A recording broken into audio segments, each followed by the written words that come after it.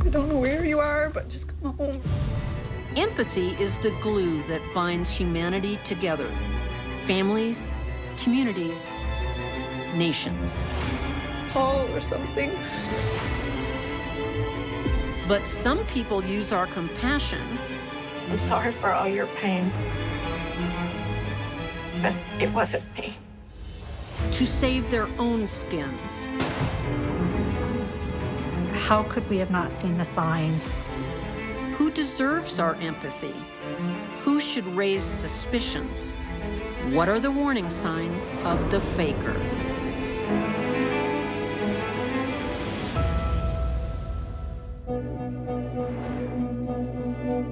As a former FBI profiler, I'm often asked, can you spot a killer? Is it a look? An attitude? A pattern of behavior? After 40 years' experience, I can say it's complicated. But there's one thing I know. There is a deadly type.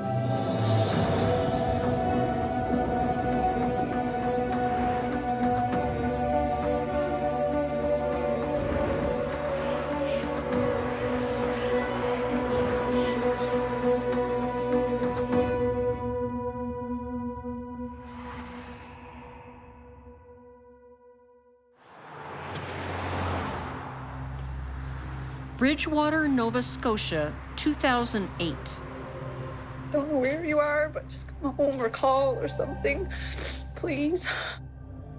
These are the tears of a mother for her child, missing in freezing conditions. 12-year-old Carissa Boudreau has not been seen for 2 days. For Bridgewater Operational Commander John Collier, it's a race against time. There was a snowstorm just starting as Carissa was reported missing by her mother. And there was obviously concerns that she was out in the storm and not dressed properly for it. Her mother, Penny, is distraught. Penny had gone into the store to get some items, and when she returned, Carissa had gone missing from the car. She felt that Carissa was angry at her. A mother's grief triggers a deep emotional response in all of us. It's why the police ask parents and loved ones to go public and plead for help. It can motivate an entire nation for a call to action. In Bridgewater, neighbors help search, put up posters, and donate money. For 2 weeks, the whole community prays for a happy ending. I'm just here to reach out to my daughter. Carissa, I just want to tell you that you have lots of people who love you and want you home. But their worst fears are realized when Carissa's body is discovered by a passerby, dumped on an isolated riverbank. He noticed a toe sticking out of the snow. The body was covered in snow other than the toes. Carissa has been strangled and the body is partially naked. Fear sweeps the community that a sexual predator is on the loose. This is a community that had not experienced any kind of crime like this. There was that, who did this? Are they living amongst us? And is it going to happen again? Again, the town rallies around Penny and her boyfriend Vernon McCumber in their hour of need. But investigators are uncovering another side to this grieving mother. Any good police investigator, there's always that suspicion that you're not being told the truth. I mean, the police are often told lies. The truth of the matter is, the majority of children that are murdered by a parent or primary caregiver. We're basically, at this point, keeping our minds open to all possibilities. But do we have suspicions? Sure, we had some suspicions. There was a few things. You start looking at it, how she dealt with things in a different light. All good investigators know you can't take someone's word at face value. and neither should you. She would cry when she thought it would help get what she wanted. But other times, she was very controlling, very manipulative. Do you believe Penny's story? You shouldn't. She knows exactly what happened to her daughter.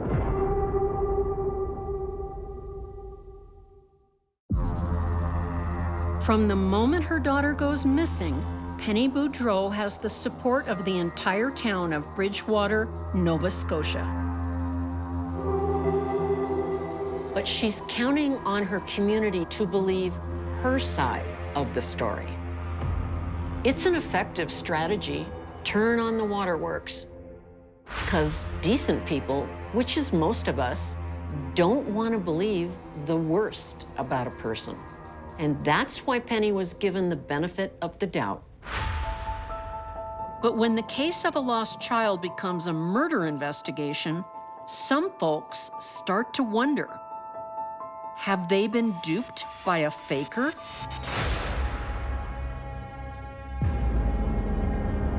Evidence begins to point towards home, and it's not a happy household. Penny and her daughter constantly fight. And after Carissa disappears, neighbors report hearing an argument between Penny and her boyfriend Vernon, who demands, "Why did you do it?" There was some compelling evidence, and it wasn't long after she was confronted with that evidence that she confessed.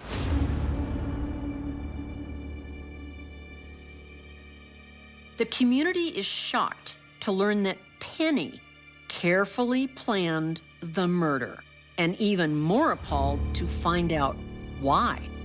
She told police she'd been thinking about for a while that she felt was the only way she could save her relationship with Vernon Montgomery. Penny claims that Vernon is so sick of the fighting at home, he gives her an ultimatum. It's him or Carissa. And Penny makes her choice. She had made a decision that Carissa had to go. She went in the store with the intention of starting to establish a story that Carissa had taken off. She then went back to the car, drove to a remote road just outside of town here, basically told Carissa she wasn't going to be coming home. And when Carissa got out, she attacked Carissa. Penny initially jumped on her and was on top of her. Her daughter said, "Mommy, don't." Penny took the string out and strangled her.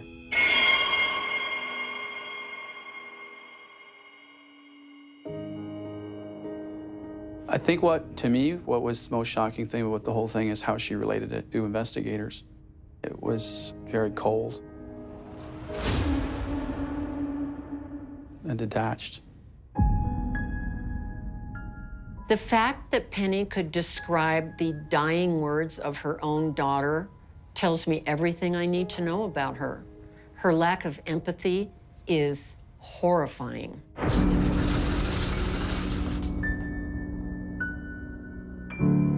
I don't personally think she was sorry for what she did. The tears you saw when she was going in for sentencing and that sort of thing were tears for herself, that she was caught and that she was going to serve life in prison for what she did.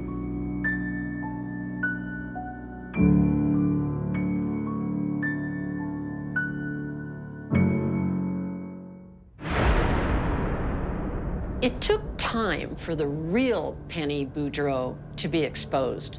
But good police work and good evidence will do that. And that's the secret to identifying the faker. Keep testing their story. Look past the lies and follow the facts. That's what put nurse Vicki Jackson in prison. She was convicted of one of the worst crimes ever perpetrated in Texas.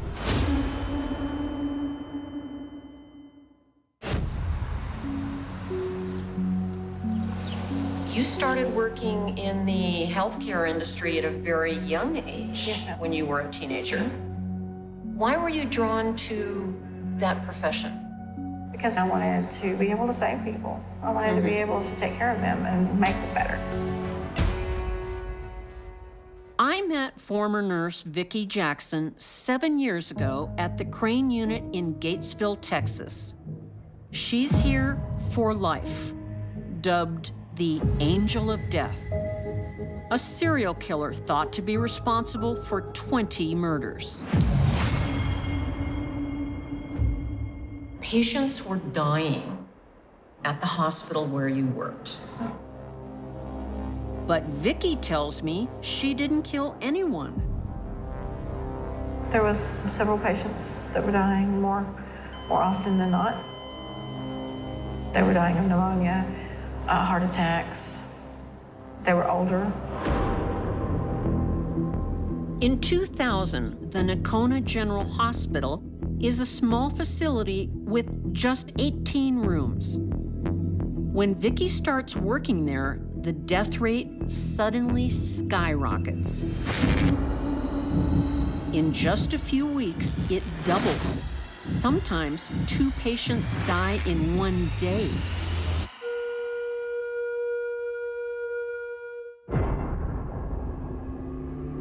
And you were there. Yes, ma'am. In fact, correct me if I'm wrong, you were the first person in the room to find them on some occasions? On some occasions, yes. How many times did you find them? 3 or 4. 3 or 4. Police investigation revealed that you were the only person, the only nurse, only healthcare provider that was on duty when these murders occurred. Yes, ma'am. Do you see how that looks bad? Yes, ma'am. And you were the only one. At that time, yes, ma'am. I was surprised at how calmly Vicki talked me through the murders. I can tell you as a nurse, when a patient suddenly dies, it's an emotional experience. But Vicki seems completely disconnected to all the death around her. This isn't the attitude of someone who wants to take care of people. She doesn't care. And that same calm persona is what nurse Vicki Jackson displays at work. As one patient after another dies under her care. There came a time when a man who was having trouble breathing, when the other nurses asked him what had happened, he said, "You gave him an intravenous injection, and then he couldn't breathe." What do you say to that?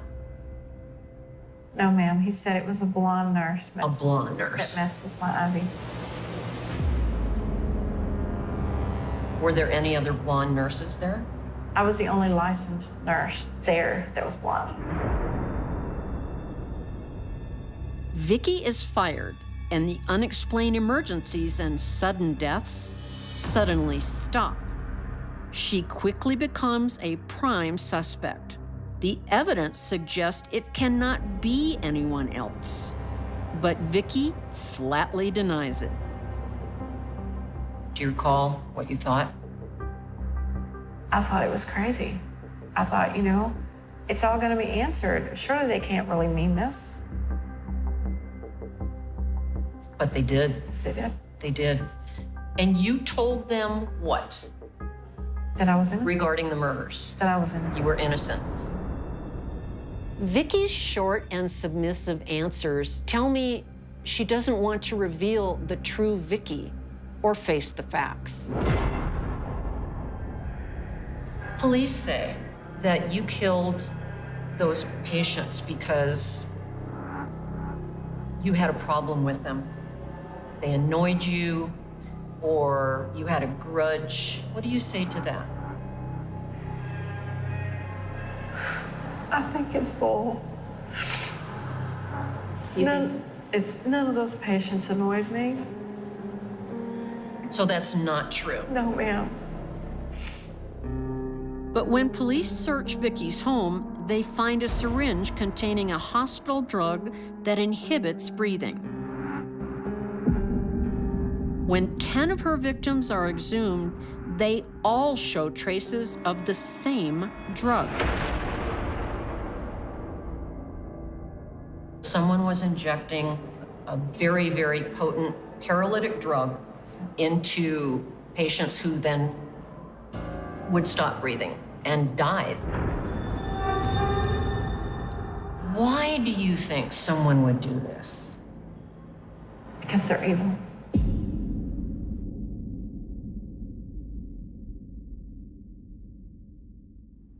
There are cases where medical personnel, caregivers, deliberately attempt to make a patient sick. And they do that so that they can be the one to call everyone to the room and save them, or save them themselves. It's called Munchausen syndrome by proxy. I don't think Vicky was interested in saving anyone. I saw no signs of empathy or remorse or sympathy for her victims. The only time Vicky ever shed a tear was for herself. Did you kill those people, Vicky? No, ma'am. Is there anything you would like to say to the families of the victims? Yes, ma'am. What would that be? I didn't do it, but I understand your hatred for me. Because if the police told me that you killed my mom, I would hate you. So I understand perfectly, and I'm sorry for all your pain, but it wasn't me. We'll probably never know why Vicky Jackson did what she did. I certainly couldn't get it out of her, but I do know that her lack of empathy or remorse are loud and clear warning signs.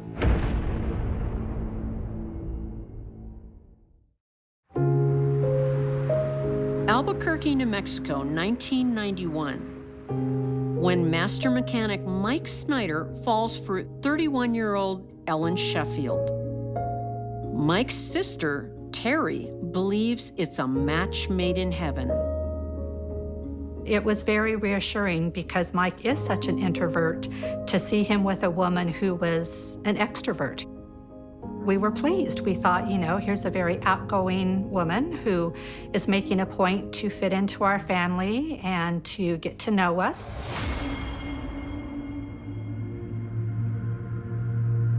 Usually when we meet a new love's family, we're a little guarded, careful what we say, demure.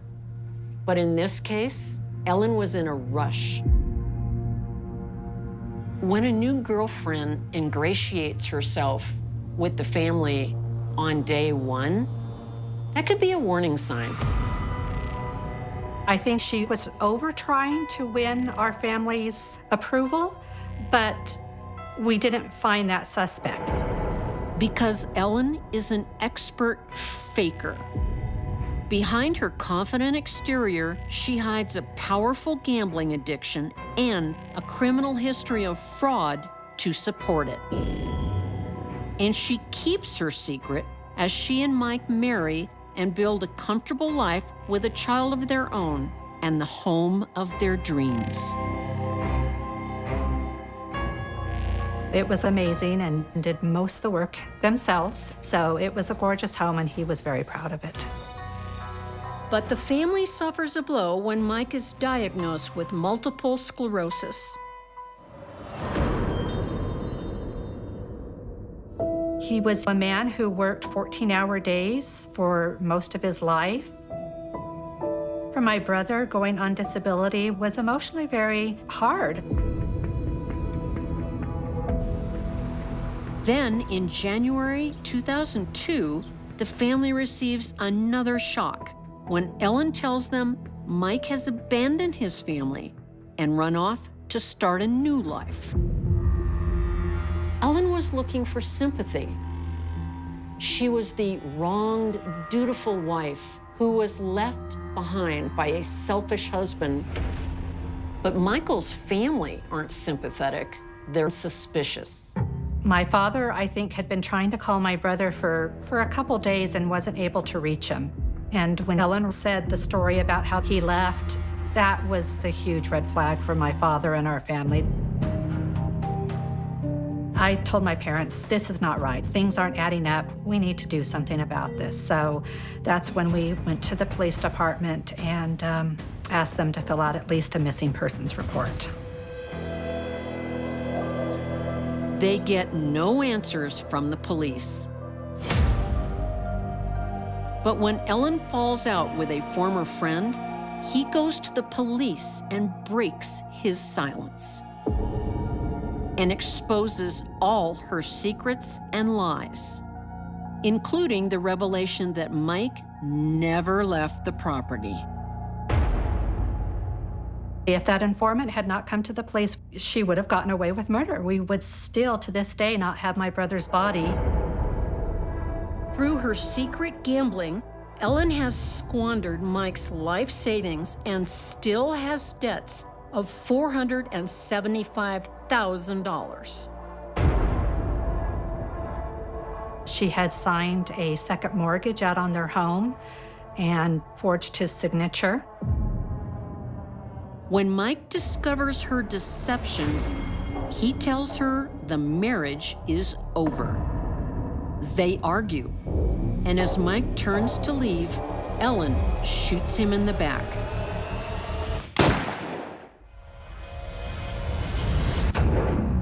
I had always felt that in my heart. I always knew she was his murderer.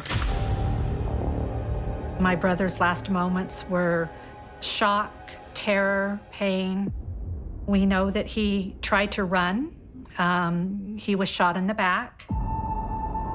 She buries Mike deep in the backyard and resumes her normal life.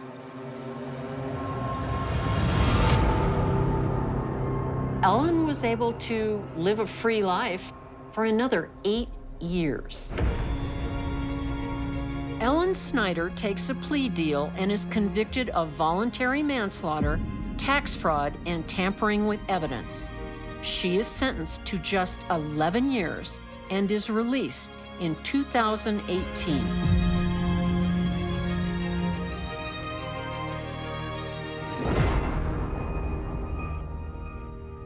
Mike's murder affected me in many ways. It's unfortunately made me a person that I'm not really happy with. It's made me angry, cynical. I probably see the worst in people now instead of the best. That's what makes the faker so damaging, not just to their victim, but to our society as well. Without trust, we're all on our own. Our instincts and emotions can be a great guide most of the time. But sometimes we have to ignore our gut and stick with the facts. We don't have to lose compassion. We just need to see fact from fiction.